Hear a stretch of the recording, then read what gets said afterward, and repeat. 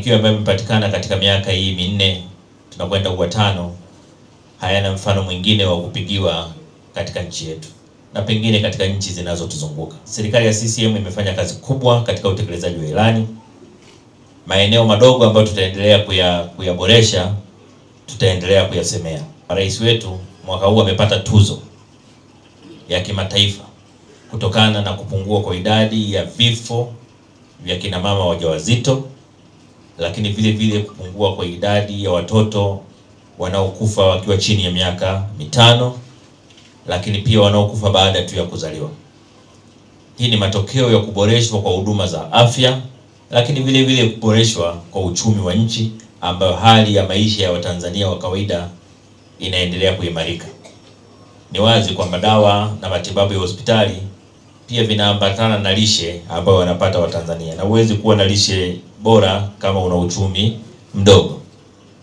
Kwa nitumie nafasi hii kuhakikishia kwamba CCM itaendelea kuzisimamia serikali zake, kuhakikisha kwamba kipaumbele chetu kinaendelea kuwa maisha bora ya Watanzania. Hicho ndicho kipaumbele chetu cha kwanza. Na kwa haya ambayo mmeniambia hapa, mmeongea habari muhimu sana. Nimeambiwa hapa, kwanza nimeambiwa habari ya X-ray, nimeambiwa tayari ipo, wanakamilisha tu jengo alafu changamoto itaondoka. Kwa hiyo Mheshimiwa Mbunge, jambo lako limezingatiwa. Lakini nimeambiwa pia changamoto ya umeme. Nimeambiwa kuna changamoto ya mkandarasi kumaliza kwa sababu ya mapungufu ya fedha. Sasa sina hakika, nimeambiwa anadai bilioni 1.5, ni mwingine nimesikia amesema bilioni 1.8. Sasa sina taarifa hizi na sijaelewa ipi ni sahihi zaidi. Lakini nadhani muhimu ni kusema tu kwamba kwa kuwa mbunge ameniambia kwamba ahadi hii imetoka tangu mwaka jana mwishoni, na sasa huu ni mwezi wa 4. Kwa hiyo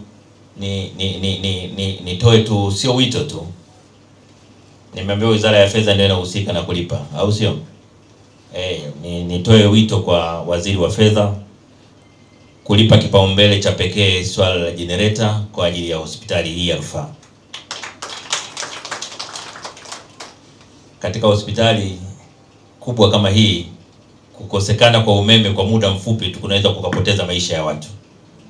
Kuna watu wengine wanakuwa wako kwenye mashine ya oxygen ambayo ukiizima anaweza akapoteza maisha yake. Sasa haipaswi hospitali kama hii kwa wakati wote iwe haina umeme. Kwa hiyo namuomba Waziri wa Fedha kokote aliko ajue kwamba wakati bunge likiendelea, basi angalau katika wiki 2 hizi 3 hizi fedha zifike hospitalini hapa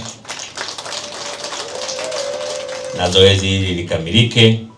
Na Mheshimiwa Mkuu wa Mkoa, mimi nitakupigia simu baada ya wiki 2 kuuliza kama hizo fedha zimefika.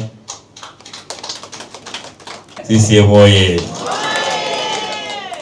Lakini wahakikishie pia yale mambo mengine yanayohusu kuendelea kuboresha hospitali yetu nitayafuatilia kwa karibu. Mheshimiwa Katibu Mkuu, karibu sana kwangu hapa. Tumeijenga hii hospitali kwa muda mrefu na tunatoa shukurani nyingi sana kwa awamu zote. Awamu ya 5 na awamu ya 6. Hasa ya 6 ndio imeweka fedha nyingi mpaka tukaanza kutoa hizi huduma. Malengo yetu, na naibu waziri yuko hapa, tumeomba kwamba kile chuo cha Mwalimu Nyerere hii iwe ni teaching hospital. Na hiyo Katibu Mkuu tumeshaifikisha serikalini, serikali imeshakubali. Kwa hiyo Msoma hapa tunataka iwe teaching hospital, na tumeshapendekeza kabisa waanzishe nursing school. Kwa hiyo tunachokuomba na ujumbe tutakao kuomba ni kufikisha kwenye chama, kwa sababu iko kwenye ilani ya chama, na kufikisha serikalini kwamba hiki chuo kianze rasmi kikiwa ni sehemu ya chuo cha Mwalimu Nyerere makao makuu.